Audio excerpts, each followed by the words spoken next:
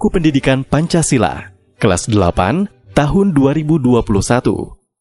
Bab 1, Kedudukan dan Fungsi Pancasila. Subbab B, tentang Pancasila sebagai pandangan hidup bangsa, di sekolah menengah pertama. Teman-temanku yang hebat, sekarang kita akan melanjutkan materi yang sebelumnya kita bahas di subbab A. Masih ingat kan? Pada subbab A kita ngebahas apa? Ya, betul. Kita ngebahas tentang Pancasila sebagai dasar negara. Yuk mulai, simak dengan baik ya teman-teman. Pada subbab B ini, kita akan membahas poin kedua dari kedudukan dan fungsi Pancasila. Apa sih yang menjadi poin kedua itu? Ada yang tahu nggak? Oke, kakak kasih tahu ya. Mari kita belajar bersama di sini. Oke, teman-temanku yang hebat. Materi yang akan kita bahas kali ini yaitu Pancasila sebagai pandangan hidup bangsa. Kalian pasti memiliki nilai-nilai dalam diri yang menjadi acuan bagi kalian dalam bergaul, bukan? Baik dalam kehidupan di sekolah maupun sehari-hari. Lalu, dari mana nilai tersebut bisa ada pada diri kalian? Nilai-nilai itu terbentuk dari serangkaian proses belajar dan pengalaman hidup yang kalian jalani sampai saat ini. Lalu, nilai-nilai itu membentuk pandangan hidup kalian. Begitulah gambaran Pancasila sebagai pandangan hidup bangsa. Pancasila merupakan kristalisasi dari pengalaman hidup dalam sejarah panjang bangsa Indonesia yang telah membentuk karakter, perilaku, etika, tata nilai dan norma yang telah membentuk menjadi pandangan hidup bangsa. Sedangkan pandangan hidup adalah suatu wawasan menyeluruh terhadap kehidupan yang terdiri dari kesatuan rangkaian nilai-nilai luhur bangsa Indonesia yang menjadi acuan dalam kehidupan berbangsa dan bernegara. Seperti biasa, kita akan mengupas butir-butir sila Pancasila sebagai pandangan hidup bangsa. Masih pada fokus untuk mendengarkan kan, teman-temanku sekalian? Oke, langsung saja yuk.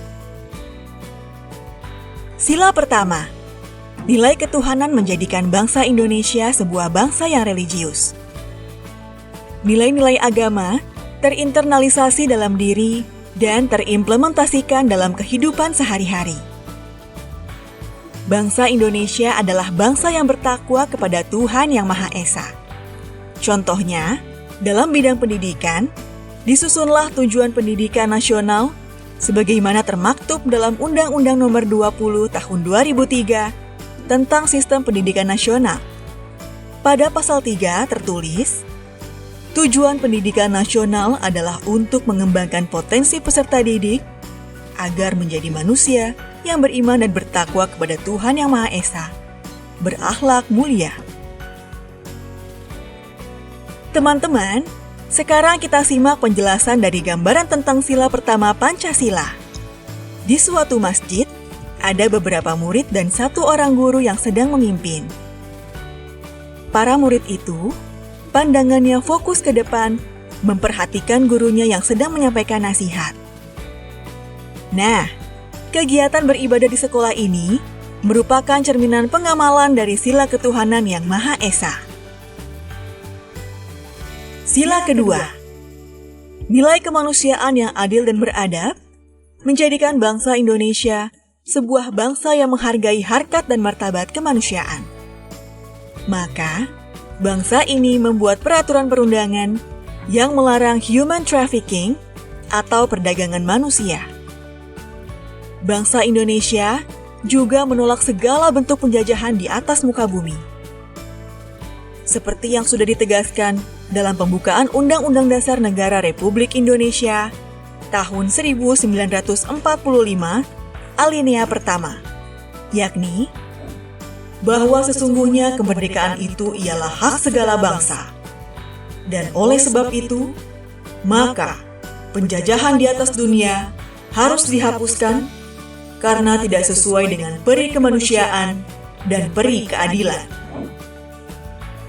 Sila ketiga, nilai persatuan menjadikan bangsa Indonesia sebuah bangsa yang mencintai persatuan. ketika detik-detik terakhir pengumuman dan pengesahan Piagam Jakarta, ada yang keberatan dari perwakilan Indonesia Timur yang berpotensi memecah persatuan bangsa.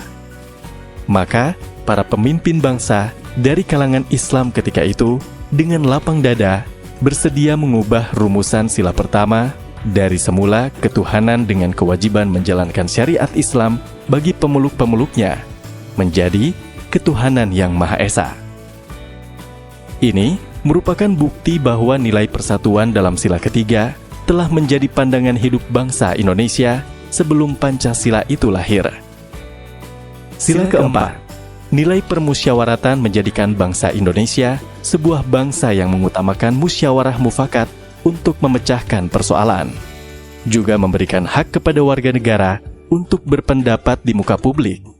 Hal ini ditegaskan dalam Undang-Undang Dasar Negara Republik Indonesia 1945, Pasal 28.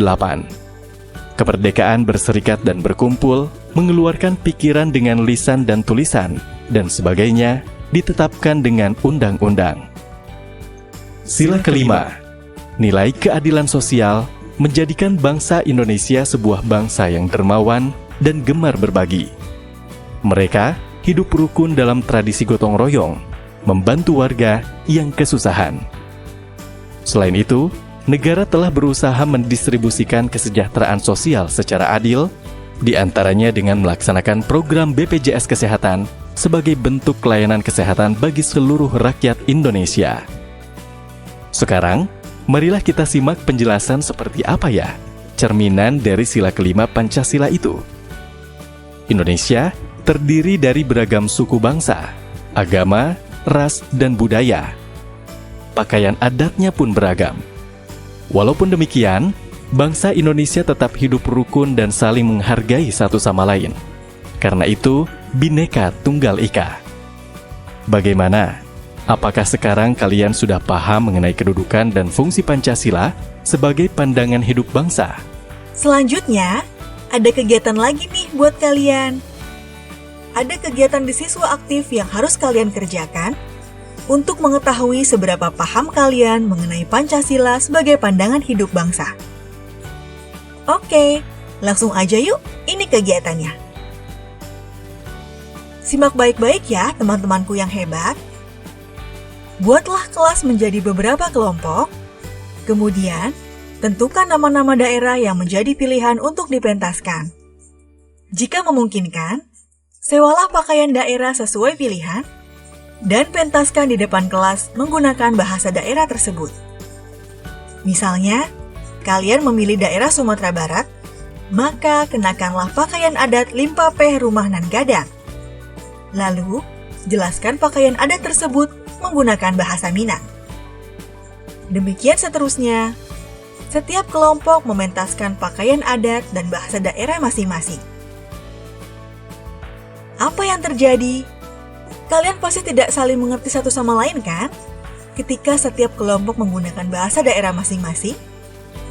Nah, jelaskan ulang pakaian adat kelompok kalian menggunakan bahasa Indonesia. Inilah Persatuan Indonesia.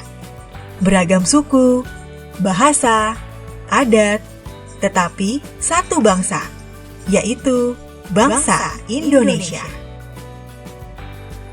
Teman-temanku yang hebat, pembahasan bab 1 subbab B telah selesai kita kupas bersama. Akan tetapi, kedudukan dan fungsi Pancasila itu nggak cuma kedua poin yang udah kita bahas sebelumnya loh. Masih ada 3 poin lagi. Maka dari itu, pantengin terus buku audio ini ya. Sampai jumpa di subbab berikutnya ya teman-teman hebat.